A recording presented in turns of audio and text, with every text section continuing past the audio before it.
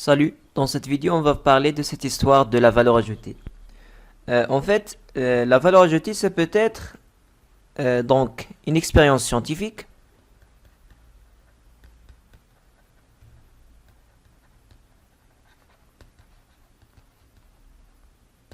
et cette expérience vous pouvez la trouver facilement. Donc vous pouvez vous inspirer de quelques vidéos sur YouTube. Il suffit d'aller sur YouTube donc et d'écrire votre titre donc en rajoutant par exemple expérience et vous allez trouver peut-être une idée qui vous serve. Aussi, vous pouvez chercher en anglais. Vous pouvez trouver des choses pertinentes. Donc, essayez de traduire votre titre sur DeepL. Donc, du français vers l'anglais. Et aussi, rajouter à ce titre-là Experiment. Écrire sur YouTube. Donc, votre titre plus Experiment. Donc, à travers ça, vous pouvez trouver des choses différentes. Parce qu'en anglais, on trouve beaucoup de choses qui sont donc open source sur YouTube, sur Internet en général. Juste pour les expériences, donc essayez de faire attention s'il s'agit d'une expérience un petit peu complexe qui demande des précautions. Essayez d'avoir un encadrement de votre professeur. Donc essayez de faire un petit peu attention, surtout lorsqu'il s'agit de produits chimiques ou bien d'expériences qui présentent un petit peu de danger. Donc il ne faut pas risquer sa santé. Attention. Faites attention, donc c'est bien de prendre les précautions nécessaires pour la réaliser. Si vous trouvez qu'il est difficilement réalisable ou bien qu'il est risqué, ne faites pas cette expérience. Arrêtez là, donc pas la peine. Simplifiez la vie et c'est ça ce que je vous conseille toujours. Simplifiez la vie, essayez d'être simple et toute chose va être, Inch'Allah, va être bonne et va passer donc dans les meilleures conditions. Donc pour cette expérience scientifique, donc essayez d'en tirer un petit peu quelques conclusions, quelques interprétations, visualisation des phénomènes, donc le comportement, les paramètres qui influencent ce phénomène, pour qu'il soit bénéfique pour votre TPE. La deuxième chose, donc une valeur ajoutée, ça peut être de la simulation informatique.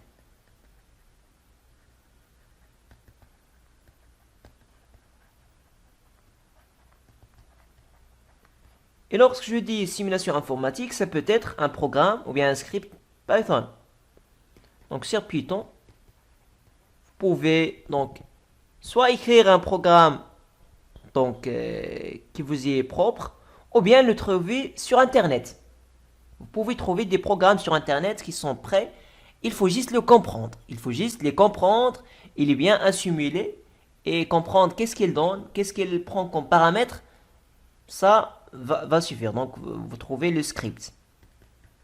Et donc, à travers Python, soit vous tracez par exemple les graphes et vous faites la résolution des équations, par exemple, aux dérivées partielles, à travers la méthode des éléments finis. Ça dépend de votre sujet. Ou bien, donc, ça pourrait être donc quelque chose de simple, un graphe ou bien une équation qu'on résout, ou bien c'est-à-dire une tâche qu'on fait avec Python. Aussi, ça peut être la modélisation du phénomène, parce que sur Python, donc, il existe des bibliothèques, il existe donc, voilà, des packages réservés à certains phénomènes de l'ingénierie, voilà, de la vie quotidienne. Ça peut vous servir. Ou bien vous créez donc un script qui fait donc la modélisation de tous les paramètres de votre phénomène. Donc voilà, ça peut être quelque chose de simple, ou bien ça peut être un petit peu la modélisation tout entière.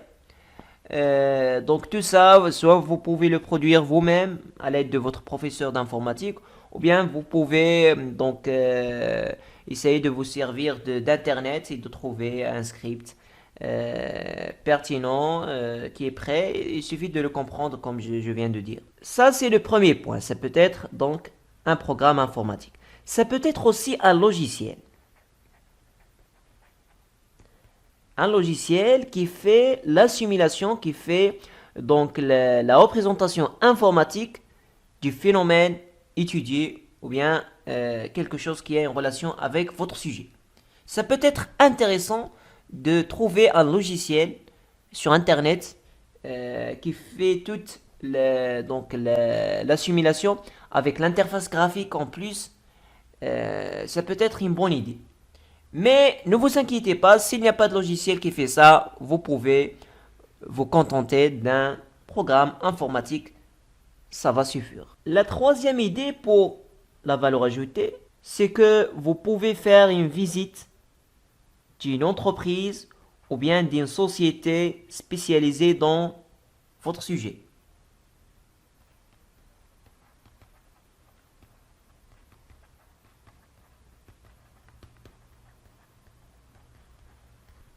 Donc cette visite va vous permettre au moins d'avoir des informations pertinentes relatives à votre sujet. Ça peut aussi vous permettre de réaliser une expérience dans cette entreprise.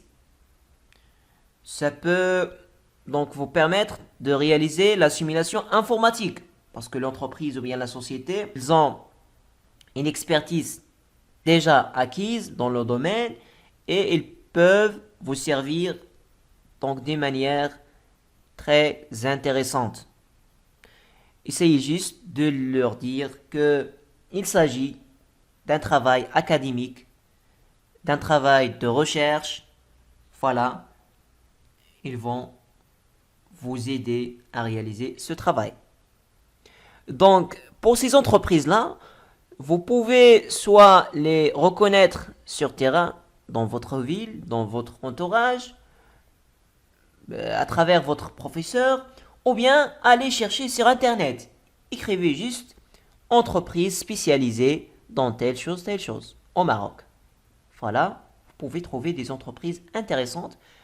Faites la visite, rencontrez les professionnels, et le jour J, le jour de l'entretien, essayez d'en parler. Vraiment, c'est très intéressant.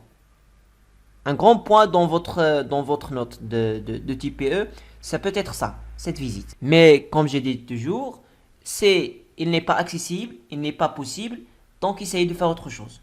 Donc ces trois propositions-là, elles ne sont pas exigibles toutes les trois.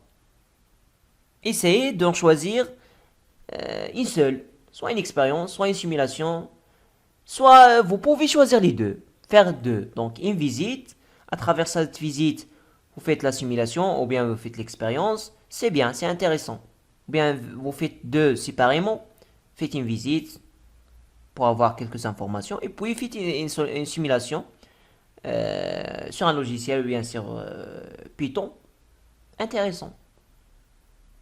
Si on trouve seulement l'expérience, c'est bien. Si on fait les deux, encore mieux. L'expérience et la simulation, encore mieux. Donc, ça dépend de votre sujet en fin de compte. Et je dis toujours, soyez simple. Soyez simple. Je vais venir à quelques remarques intéressantes donc pour vous clarifier quelque chose. Le premier point, c'est que n'essayez pas d'imaginer quelque chose de complexe, quelque chose d'avancé qui vous bloque, qui ne vous permet pas d'avancer. Donc soyez simple.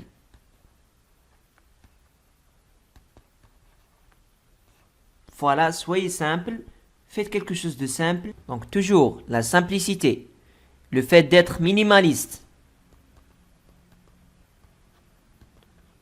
Ça va vous aider pour progresser, d'avoir un minimum, se contenter d'un minimum, toujours, et puis avancer. Le deuxième point, n'essayez pas d'écouter les gens qui vous disent vous devez inventer quelque chose, vous devez donc produire quelque chose de super, je ne sais pas quoi. Essayez de ne pas écouter ces gens-là. Vous n'avez ni le temps, ni le cadre pour faire cela. Vraiment, je vous encourage pour le faire, pour inventer et pour produire des éléments jamais produits auparavant. Mais c'est pas pour maintenant. C'est pas pour cette période. Oui, dans un cadre de recherche, dans un cadre de master, de thèse, de doctorat, je vous invite, je vous encourage à faire cela. C'est très apprécié et en fait, c'est ce qui est demandé. Mais pour votre TPE, essayez seulement de vous contenter de ce qui existe Voilà, comme thèse, comme recherche, comme donc expérience, au moins de s'inspirer. Et la personnalisation, ça peut être dans votre interprétation. L'interprétation, donc dans ce cas-là, donc vous pouvez personnaliser vos interprétations. C'est de faire des remarques, de dire quelque chose un petit peu en relation avec votre sujet. Donc, essayez de donner des interprétations pertinentes relatives à votre sujet. Essayez de le faire avec votre manière. C'est une valeur ajoutée. De même pour les conclusions. Donc, essayez de tirer des conclusions pertinentes relatives à votre thématique, à votre problématique. Ça peut être intéressant. Mais, soyons simples, essayez de comprendre. Faites un effort de compréhension. Faites un effort de compréhension de votre thématique. Essayez de comprendre ce qui existe déjà. Ici, vous avez trouvé quelque chose, une remarque, une conclusion. Voilà. Essayez voilà, de le dire, de le faire. Ça peut être donc apprécié. Mais disons que vous n'êtes pas censé inventer ou bien produire quelque chose jamais produit auparavant. Vous avez complexifié la chose, donc vous allez mettre un blocage pour avancer et comme j'ai dit, vous n'avez pas le temps pour ça. Vous avez d'autres choses sur lesquelles vous devez vous concentrer, sur le concours, sur les matières essentielles. Quand vous dépassez cette période, essayez d'inventer, essayez de faire des recherches, donc personnaliser un pourcentage très grand, mais pour le moment, essayez de vous contenter d'une simple recherche scientifique bien donc ficelée et d'un effort de compréhension pertinent et aussi un effort d'interprétation, d'exploitation de l'information. La bonne exploitation de l'information, c'est aussi apprécié. Essayez de bien exploiter l'information. Bien exploiter la donnée. C'est ça. Troisième point. Donc, un retour vers la vidéo précédente. Ne cherchez pas la perfection. Donc, il y a des gens qui se disent je dois comprendre Python de A à Z. Je dois comprendre ce logiciel en entier. Je dois comprendre toutes les options, toutes les fonctionnalités. Je dois comprendre tout ce développement mathématique, toutes ces équations-là. Non, se dire, comme on a déjà dit, d'avoir un minimum. Si vous êtes familiarisé avec Python d'un pourcentage en nul, donc c'est bien. Vous pouvez comprendre ce script, vous pouvez le traduire, d'en tirer les bonnes conclusions, c'est bien. Si vous avez compris, par exemple, 20% d'un nouveau logiciel que vous venez de découvrir, c'est bien. Ça va suffire. Ça va suffire pour faire l'affaire. Donc, essayez de se contenter de ce minimum de compréhension. Donc voilà, ce minimum-là va être suffisant. Et vous allez l'améliorer avec le temps. Voilà, c'est tout ce que j'ai à dire à propos de la valeur ajoutée. J'espère que j'étais clair à propos de certains points. Je vous souhaite un très bon courage.